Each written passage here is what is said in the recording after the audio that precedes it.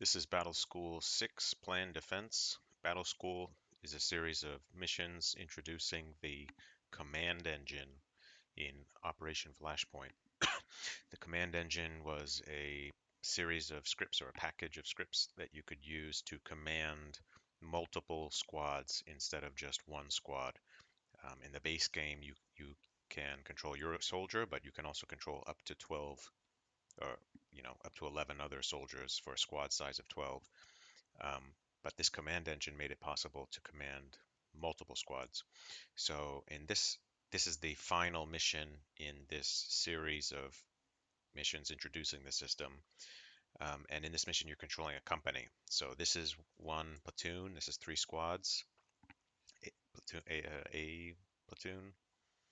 Um, this is C platoon, B platoon, Bravo, Charlie, Alpha, and then you've got a weapons platoon, I guess, tanks, some machine guns, mechanized infantry, and support. Those are like repair trucks and ammo trucks. And you've got this machine gun squad that is basically useless.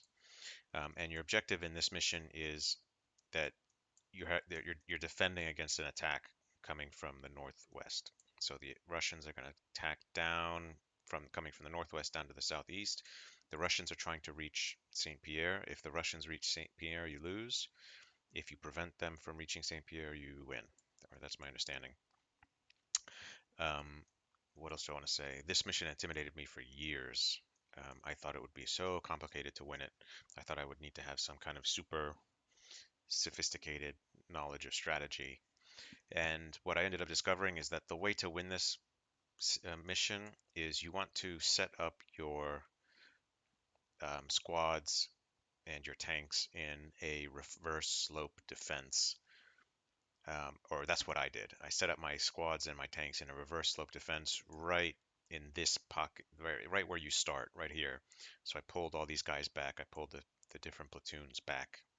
And there's this little ridge here. So this is going up a hill. These lines are going up, up, up, up, up, up. This is the top of this ridge, and then it goes down a little bit. So this is you can set up a defense so that when the tanks are coming across this ridge line, you have all of your guys lined up right on the other side of the ridge, ready to blast them one at a time as they come over the ridge. And if you can get rid of the enemy armor, then the enemy infantry is not such a big problem. There are attacks that come from the north, so you also want to have your guys set up kind of like, anywhere around here. And yeah, the reverse slope doesn't work quite as well here. I think this is coming up a hill, up, up, up, up a hill. But basically, yeah, I just set up my guys here, and there was a lot of micromanagement. So I would control my squads to have them be, lying down.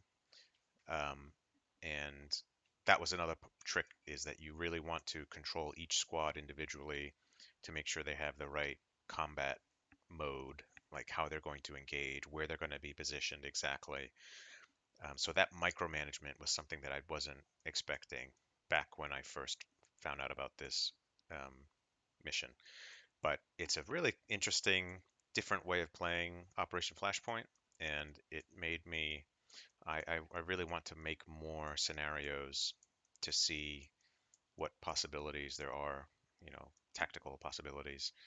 Unfortunately, I don't think this one works multiplayer, but I think the later Arma games have equivalents of this system that are multiplayer compatible.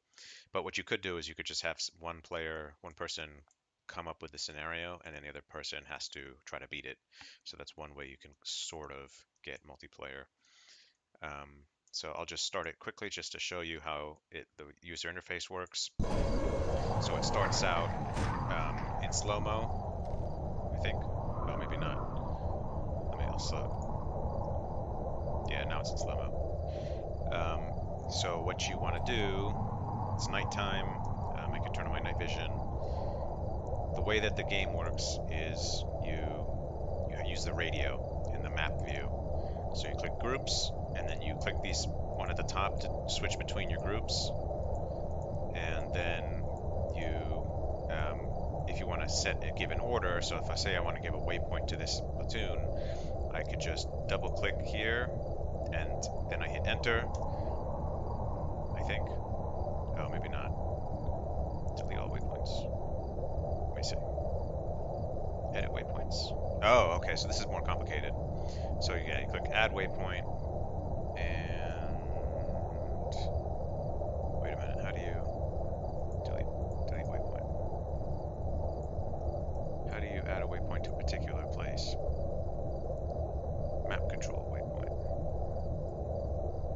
Well, I'm gonna have to refresh my memory on how this works. Add waypoint. Position shift. Why can't I? Yeah, I don't remember exactly how to. Well, you can change how they're gonna behave at that waypoint, but how do you? It comes with a manual when you get this thing. What's this? G.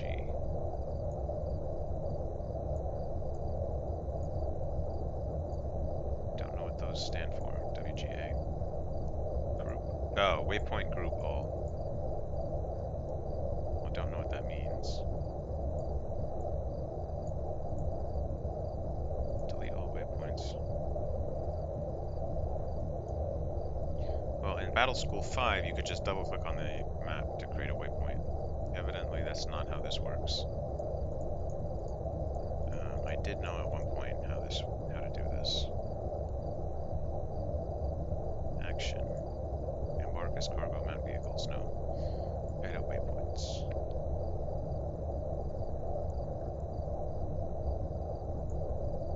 Proceed. No change. No change. Map control. Oh. Oh, wait a minute.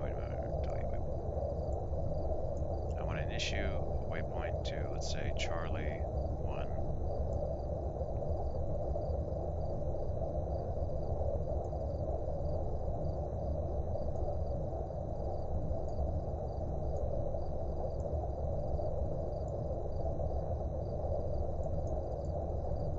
Okay, so yeah, that's how you. That's not quite what I remember. Really? That's how you do it? Okay, well, it works, I guess. You can just click these buttons, you hit apply, and that will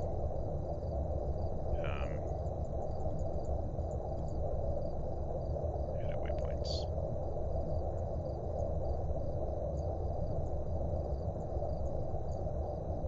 Apply. Okay, that'll move his waypoint there. So I guess there's no way to just double click on the map to do it. Yeah, but that's straightforward enough, right? Like can you set bearing? It looks like you cannot set bearing, like which way they should look once they reach that waypoint. And I think that's where you want to really take control of them manually. That's where the micromanagement becomes important, because you don't just want them to come here, you want them to be here and then looking northwest, something like that. But it's a very cool, immersive mission when you've got the huge battle going on. And I think I'll take another clip when the battle's actually going on to show, because this is a lot of guys. Yeah, this whole battle is like over 100 guys. You know, so it's a big battle. Anyway, I don't want to be going on for too long, but I just wanted to show this. I guess one thing I'll do is I'll show the remote cam. So you can remotely control or switch to any of the squad leaders in any of the squads, and then you can give orders to all of the individual squad members in each squad, which is super helpful. Super helpful. Let's say I want to switch to the tank. HQ weapons. Tank. So we turn remote cam on. can see, I can look around and I can give orders to the tank. So I can say which way to look, right? I can say, yeah, I want everybody to look north. Um, and that's really how you win. You just set up a reverse slope defense, and then it's just about making sure that the tanks stay repaired, making sure that the infantry units are using their anti-tank weapons. If an anti-tank guy gets killed, you gotta issue an order to one of the other soldiers to pick up the anti-tank weapon, because the Russians that are attacking are coming with a lot of armor. And so that's the name of the game in this scenario, is just making sure that you gang up on their armor, and you don't let their armor kill all your guys. Yeah, so I think that's it for now.